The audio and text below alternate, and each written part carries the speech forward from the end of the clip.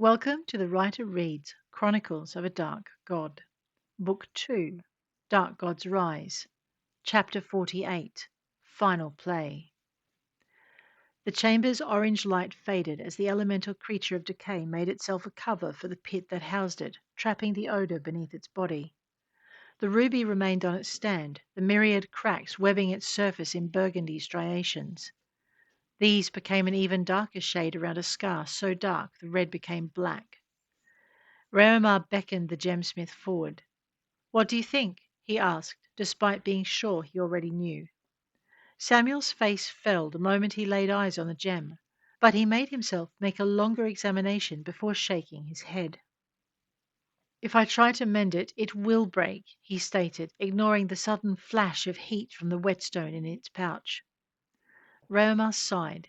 He'd known they'd need to replace the gem, and beckoned the earth elementals and their burden forward. As he did so, he caught sight of a figure hurrying through the garden. Even partly obscured by trees, it was clear to him a god had arrived. Which god, Raomar wasn't close enough to see.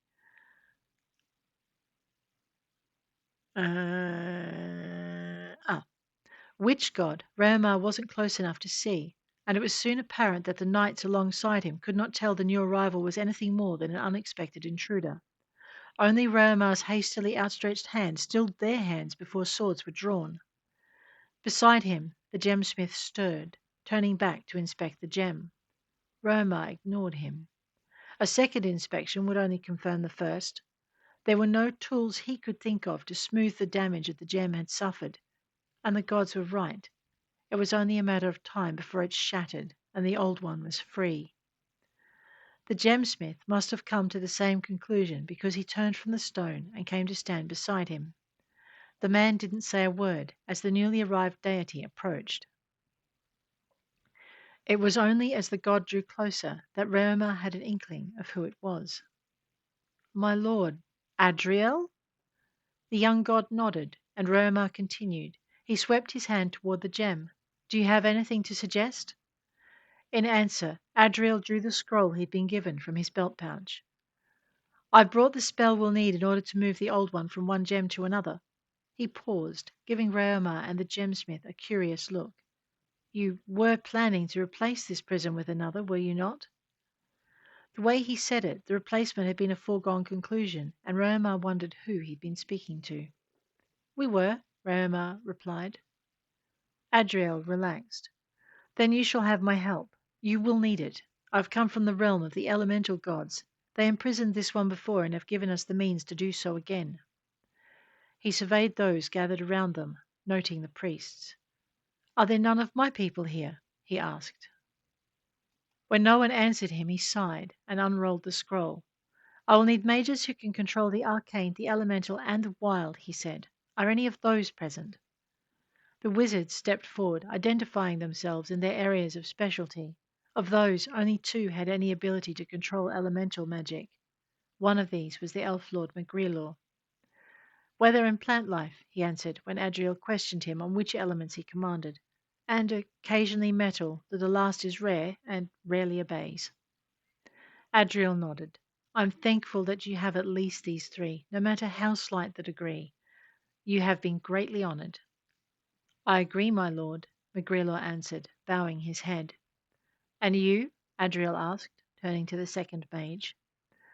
"Fire and earth," the wizard replied. Adriel looked relieved. "That is good. We have need of those." He looked around. "Is there anyone else?" he asked. "Any element at all will do." A murmur confirming that this was all ran through the group, and he looked disappointed. Before he could speak, the largest of the earth elementals that had brought the gem rumbled forward. "We too can take part in this casting of your magic?" he asked. Adriel shook his head. "I am sorry," he replied. "I do have need of elementals, but I was told they must be lords if they were to control the power required. Do you think there would be any willing?" The elemental looked grave. "Of course there are," it replied. "Which elements do you require, and how soon? The dormancy they suffer is nothing when compared to what will happen if the old one is allowed to run free." "I will go and find them." Adriel bowed to it. My noble lord, I am grateful of your aid. When the young deity straightened, he lifted his head and met the elemental's eyes. Unheard communication passed between them before the elemental returned his bow and sank into the garden floor.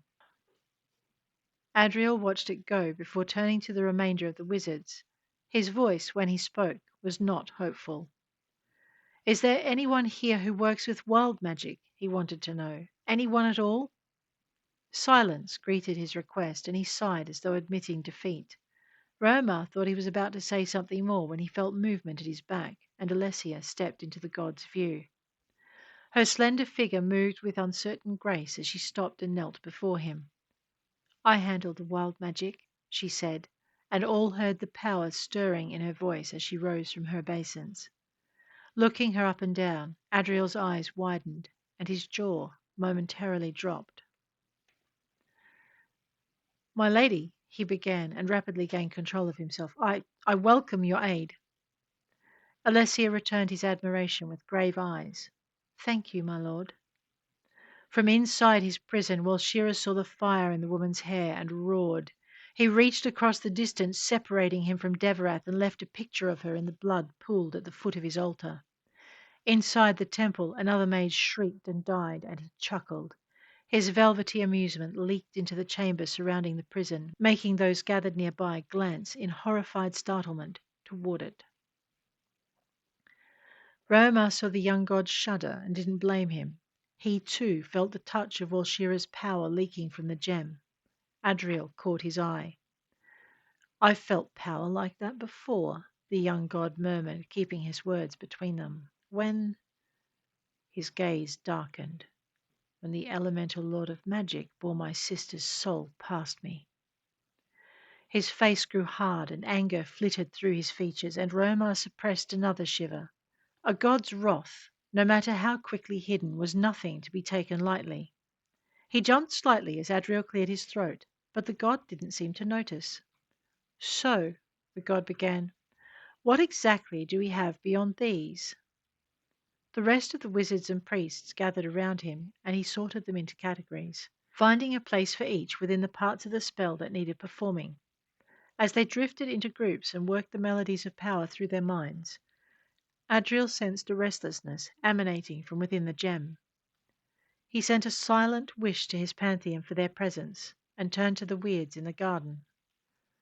There is a part you can play in this, he told them. It isn't a large one, but his reservations were quelled by the enthusiasm of their response, and with more relief than he cared to show, he explained what was needed.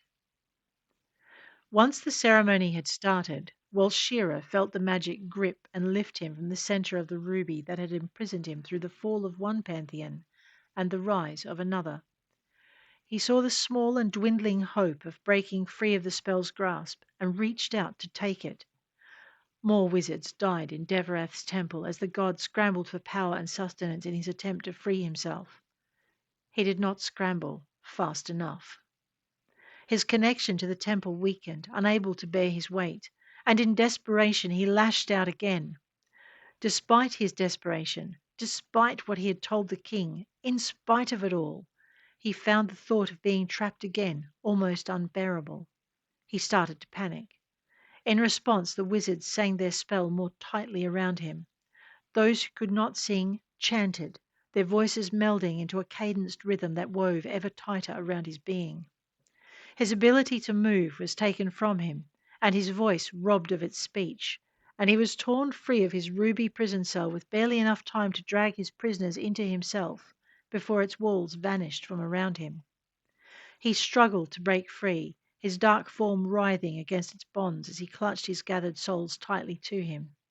Where he was going, he did not intend to be alone, and he had drawn them to his exile for his entertainment. It would not do to leave them behind. The souls in his grasp trembled, knowing his disappointment would be theirs to bear. The chant faltered, and Walshira dived for the resulting gap in the magic. He was stopped by another voice, one that sang of magic in its wildest form, of magic in the elements, and of magic as the wizards knew it. Walshira slammed into the barrier it formed, but the voice did not falter. It rose against him, giving the other voices time to rally and continue their chant. Again, the spell's power drove him into stillness and robbed his voice of sound. Again, he found himself helpless inside the spell's grasp. Inwardly, he raged against it. Outwardly, he was still, his eyes glowing with resentment. The mages ignored him, focused on keeping him bound and protected by the voice of a goddess for as long as Alessia Mistlewood sang. While Shira watched as the elementals brought the opal forward, saw the ruby shatter at his absence, heard as the voices of the elementals rose up against him, and it was then that he knew that the mages and the goddess and the young puppy Adriel weren't going to be enough. It was then he felt the first power drawn from his king's sacrifice. He would have laughed at the irony of it if he'd been allowed a voice to speak. Instead, he opened a channel into himself and accepted the power and souls that were now his. The blood power filled him. He flexed against the chains of the spell words binding him and felt those bindings give. Laughter rose in his throat and he flexed again. This time the magic began to tear. One of the wizards whimpered, then gritted his teeth and continued his chant. Another put his cry of pain into the spell, but it was the god that drew the old one's attention. He saw Adriel glance into the garden and snickered at the anxiety in the young god's features. Gods had souls too, and that one would soon be his.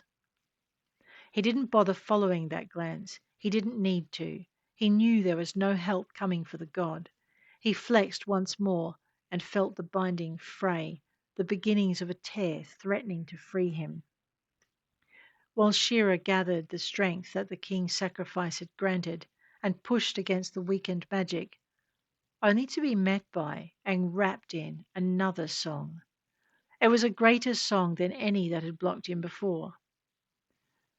Finding his voice temporarily free, he released a bellow of rage and frustration that echoed around the chamber.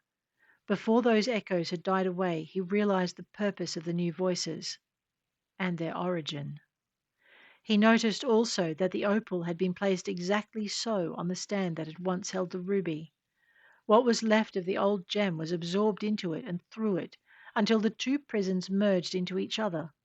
The magic had freed the stand of the hubris with which he'd overlain it, and the gem settled securely onto its now gleaming perch. The new voices and their unearthly part in the entrapping magic were reweaving the spell that had tied him to the first gem, this time attaching him to the second. As they did, he was forced into the rippling fire that was the opal's heart.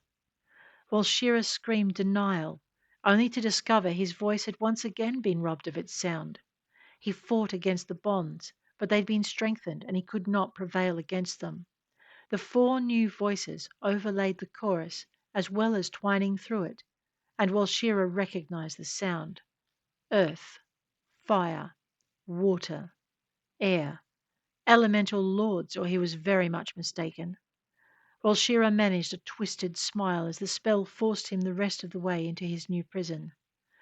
Those lords would pay a high price for their interference. Dormancy would overcome them where they stood. They would become obstructions in the citadel's garden, their existence forfeit. If he could free himself before their dormancy ended, he'd scatter their very essence to the winds. That thought didn't stop him from raging, helpless and dumb, as the spell pulled him into the gem.